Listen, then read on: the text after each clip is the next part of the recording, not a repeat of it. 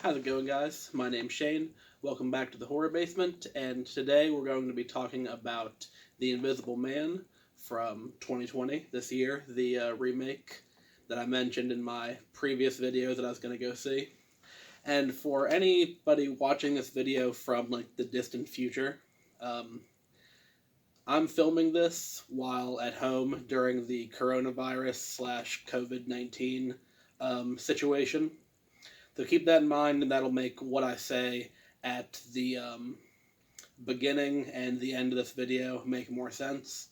Um, so before they closed the goddamn movie theaters, me and wife, whose name is redacted, um, we went and saw The Invisible Man, and I really enjoyed it. It had been the first time I'd been to a movie theater in a while, and there was surprisingly a lot of people bringing like small children in there. Like this kid had to be like 7, and he seemed to enjoy the movie as well. Even though I thought it was like, damn, I wouldn't bring my kid to I wouldn't bring like a little like elementary school kid to this.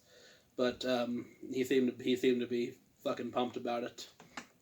Anyway, this movie follows Cecilia Cass is her last name, and she is the live-in girlfriend of optics tech billionaire Adrian Griffin.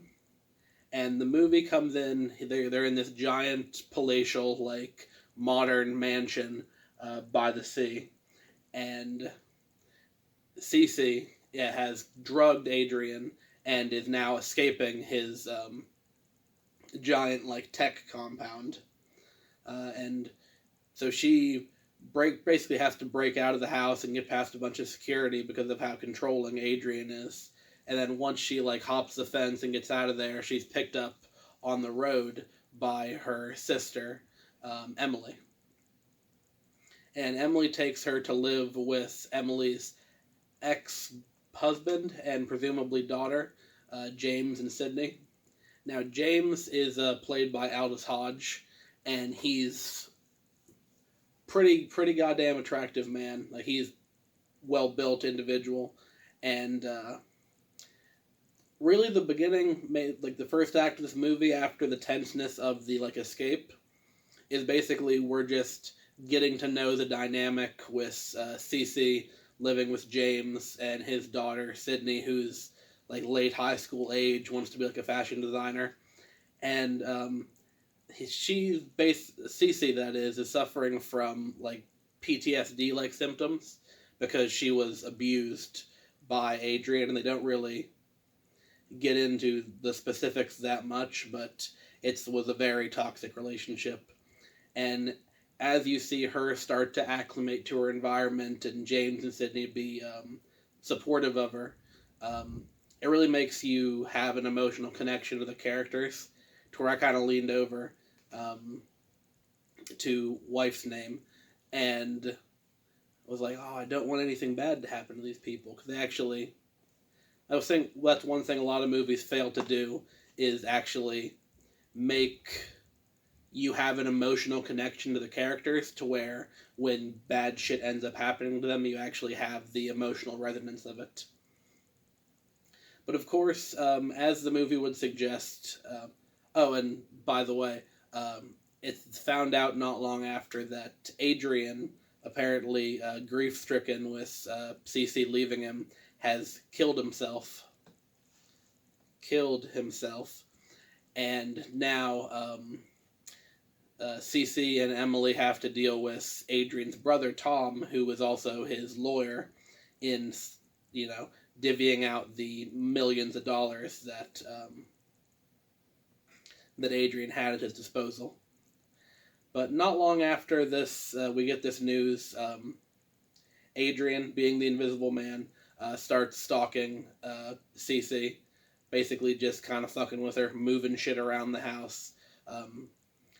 She like leaves a burner on to making food, and he cranks it up. And slowly over the next few days,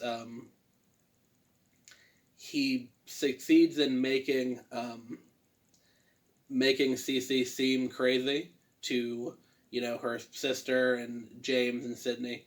So basically, a lot of this is, I think, an allegory for like gaslighting and abusive relationships. Because Adrian just keeps doing this stuff and basically making everyone in Cece's life turn against her. And then finally he just after a while just decides like, I'm just gonna beat the shit out of you. And there's a really good reveal the first time we actually see the Invisible Man. Cece's up in the attic and she just climbed a ladder up there and she found all this shit that Adrian has been moving around and hiding. And she's about to get down, but she senses something and like dumps a can of paint that was sitting there. And you think like, oh, okay, the paint will drip down. It'll be like the Invisible Man is standing there at the bottom of the steps. But now he's like right there, like 5 inches from her face. And it's pretty effective jump scare. Like, a lot of people I've seen online are calling this movie like scary, like terrifying. Other than a few, like I said, like those like jump scares, I didn't think it was particularly scary, but it definitely was a tense and suspenseful movie throughout the majority of it. So yeah, there's this protracted fight scene between Cece and Adrian. He gets the paint like washed off, so he's back to being invisible, and which ends up with Cece in the psych ward, and she finds out that she's pregnant with Adrian's baby, and she then tries to escape the psych ward, and Adrian of course is trying to stop her because he's right there with her the whole time. And this is probably one of the more memorable scenes of the movie. Adrian being invisible. Now, actually, Cece manages to trick him and stab him a bunch of times with like a pen, which damages the suit, so it's glitching out. So he's mostly still invisible, but it will like glitch in and out, and it looks really cool because it's like you see him moving from spot to spot, and different parts of his suit are malfunctioning. But even though he's not fully invisible anymore, he's still able to go like Mortal Kombat combo on like 20 different like guards and cops. Because as far as the cops know, this is just crazy ass Cece trying to break out. But then they start getting like punched and shot and flipped over top of judo flipped by the Invisible Man, who is just like walking down a corridor and just like kill shot, elbow, whatever he's doing. He's invisible. We can't tell. But yeah, there's he continues to chase Cece, and then finally he tells her that since she's he can't kill her because of the baby, but since she's being a bitch or whatever, and from his perspective, he's gonna go kill Sydney. They have like a car chase back to James's house, and the Invisible Man is going to kill Sydney, but then James intervenes, and then the Invisible Man beats the shit out of James, and then finally Cece comes and like pops like 3 or 4 bullets into his chest, and finally the suit fully. Because unlike the original, this isn't like his body actually turned invisible. Since Adrian is like an optics guy, it's a like mechanical suit with a bunch of like lenses all over it that'll make you invisible. Like, it's science fiction right now, but it is interesting, like the idea behind it. So they pull a Scooby-Doo in the gang and like yank the mask off, and it turns out it was Tom. And Adrian is, lo and behold, determined to be alive, and they find him in the basement of his house, tied up, and he's claiming that all of this was Tom doing it, and absolutely none of it was him. So, he wants to get back in contact with Cece, because he thinks she's going to believe that it was all Tom and none of him. So she goes over to his house, and he's just trying to get back together. Just, think of the baby. I'm a changed man. I'll do this, do that, and Cece ends up killing Adrian using the other invisibility suit, because Adrian had two, and getting her revenge in such a way that she won't get blamed for it, because she used the invisibility suit instead of just like stabbing him while not invisible. And that's how the movie ends. And of course, Cece gives kind of like a wink to James, the cop, because